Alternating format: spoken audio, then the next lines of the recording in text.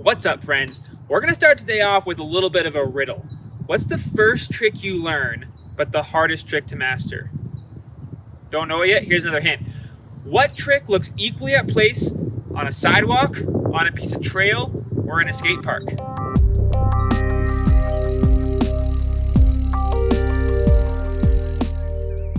If you guessed manuals, or more likely you just read the title of this video, then you know what we're gonna be learning today. Now, your first question is probably, why am I standing in a parking lot? This is a mountain bike video, right? Well, I've found that the best place to learn balance tricks, like manuals, like wheelies, is in a parking lot. That's where I learned it on my BMX bike, and that's how I plan to learn it on my mountain bike as well. The reason being is that parking spaces make a really easy, objective measuring system. So you always know how far you've gone, and it's easy to set goals. I've been doing manuals on my BMX bike for years, but I've had a lot of trouble transferring that to the mountain bike. I think the bigger bike and the different frame geometry is really holding me back. So I wanted to take some time to really master manuals, get them dialed. Right now, I can manual maybe 20 or 30 feet on a good day in a controlled environment like a parking lot, but as soon as I take it to a single track trail, it all falls apart.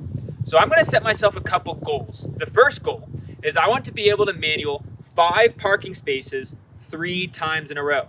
The reason for that is I think consistency with manuals is really important, but also really hard.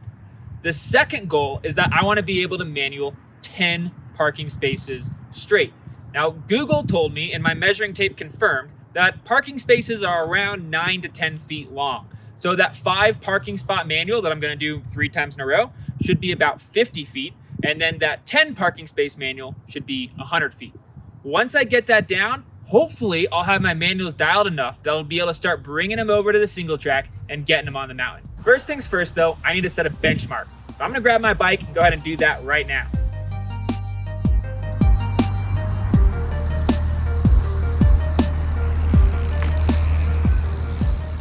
After giving it a couple goes, my prediction of 20 to 30 feet stands. I managed to manual 3 parking spots in a row.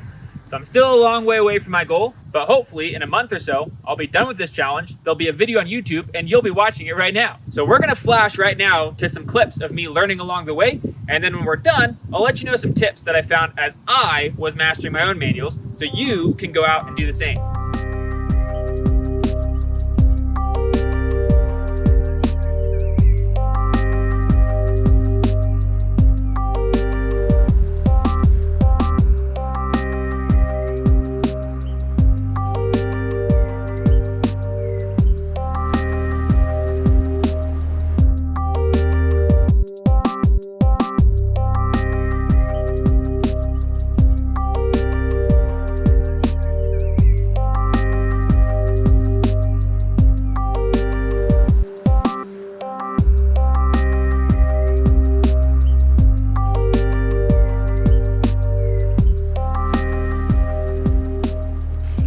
All right, well, good news. I think I just hit my 3 50-footers, AKA 5 parking spaces in a row.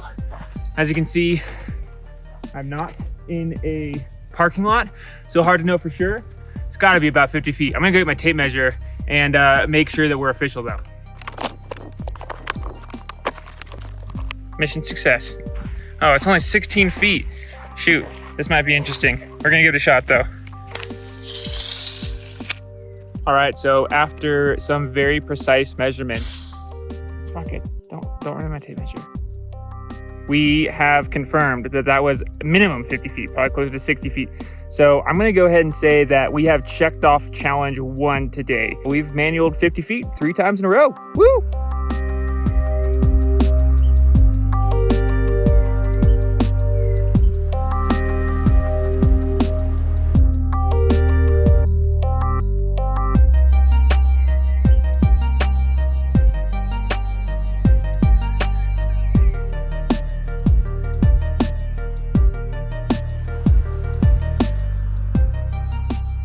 All right, we are in a very, very large parking lot in hopes that today is the grand finale. Now, as you've seen by now, I've already gotten my 2 goals. I've gotten the manualing 5 parking spaces or 50 feet 3 times in a row, and I've gotten my 100-foot or 10 parking spot manual. But today, I want to see if I can do them both in the same session. And then after that, go through some of the tips that I've learned along the way so that you'll be prepared to go and learn manuals on your own.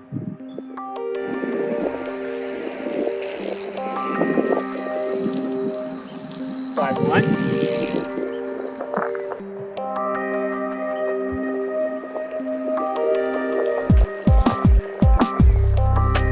Five twice.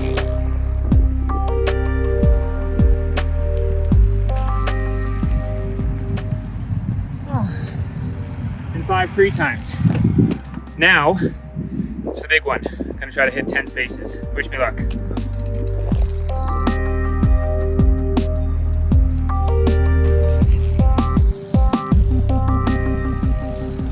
Was that close enough?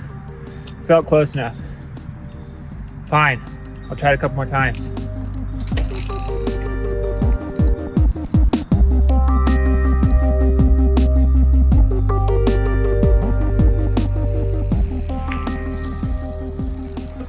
That was a little closer, right?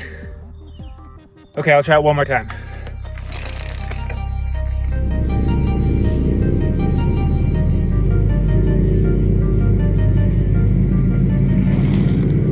Well, I wasn't trying to do that, but I think that counts as 10. We'll do a quick video review and make sure.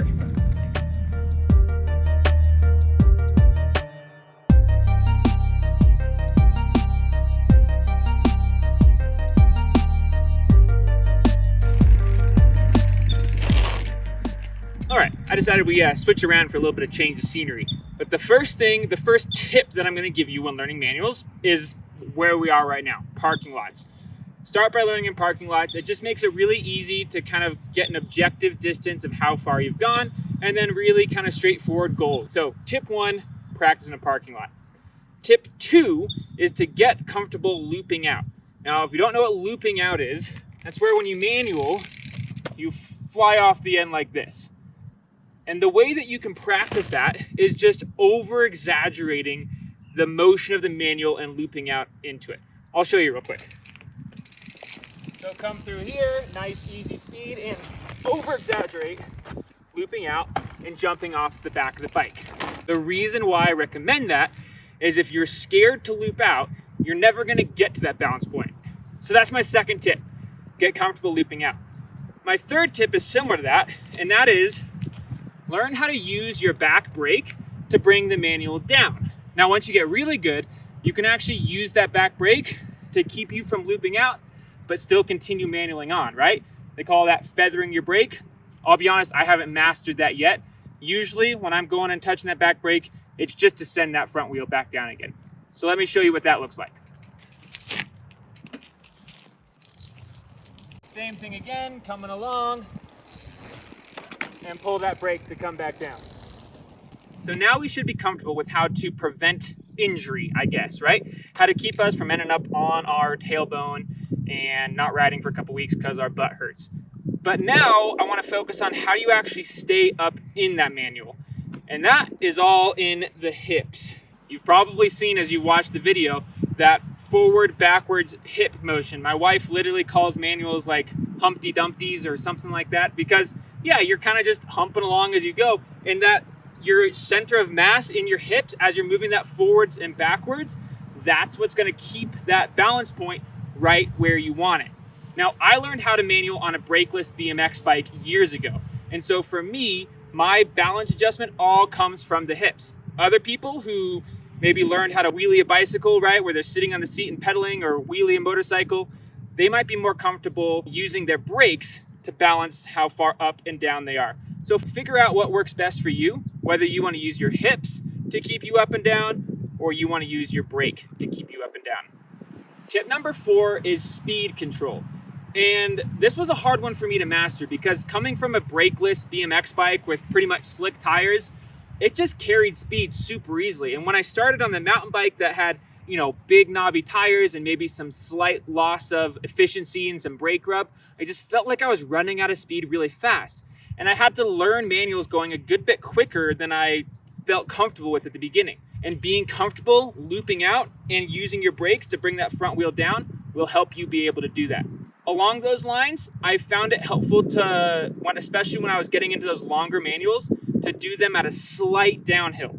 So the video you saw today of me getting the 3 back-to-back straight into that 10 space manual was on a very slight, probably just like 1 degree decline. Now on a BMX, I learned manuals uphill, and going uphill, it was a little bit easier to pull back and get your weight back into that position. But on the mountain bike, it was sapping up all my speed. So a slight downhill is what I'm going to recommend to keep that speed there. And the last tip number 5, is practice. I didn't do this every day for the last, 30 days or something like that, but I'm probably around 20 or 30 days of practicing these manuals and being consistent with it. Getting out and practicing manuals 4, 5, 6 times a week is what has taken me to get to the point where I kind of mastered manuals in a controlled environment like a parking lot. The last thing that I want to bring up, because it's something I hear very often, is that the only reason that I, Josh, can manual is because I'm on a hardtail. Or the only reason that I can't manual is because I don't have a nice mountain bike. Or the only reason that, whatever it is. And I want to just start off by saying that is bullcrap. I've seen little kids bust crazier manuals than I'll ever be able to do on a $50 Huffy. All right, so you can manual any bike. That said, there's a couple things that are going to make it easier to learn. First off, yes, it's easier to learn a manual on a hardtail or a BMX bike or a dirt jumper. And that's because there's nothing in between your body motion and the wheel. There's no suspension to soak up the force. And so you get basically instant feedback from your body to the bike.